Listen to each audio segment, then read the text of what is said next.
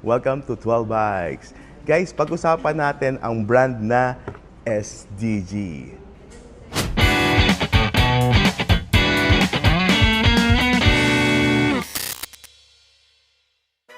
Guys, ang SDG designed and engineered in California, USA. Alright? So sa mga tatanong designed and engineered in California, USA. Pero siya ay manufactured in Taiwan. So napakaganda. Sa Taiwan siya ginagawa, guys, ang lahat ng produkto ng SDG. May nagkatanong din sa atin, sino ba yung mga gumagamit? Kasi hindi nila kilala ang SDG. So ang mga SDG natin na mga products, ginagamit din na Aaron Gwin, Greg Calaghan ng IBIS, yung Junior Da Vinci team, Intense Factory team, Nico Mulally, di ba?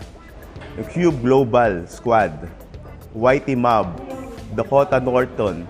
Ito lang ang mga nababanggit ko. Pero maraming pang user, endorser, maraming pang ambassador ang SDG.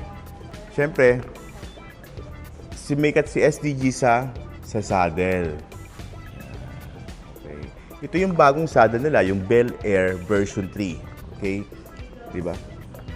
So maraming mga models to papakita namin. And then yung price list, papakita rin natin yung mga price list nito ng mga SDG natin na saddle version 3 ng Bel Air. Pero marami pang models okay? So meron din siya mga grips. Guys, may mga grips din sila. Grips. SDG grips. Yan. Mura lang ang mga SDG grips natin.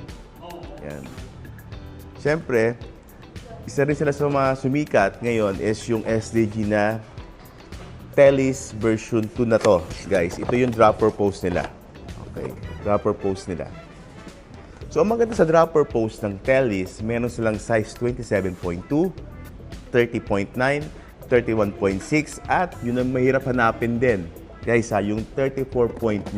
Sa mga bagong lumalabas na frame, na mga carbon, merong mga 34.9 na size. Guys, meron tayo.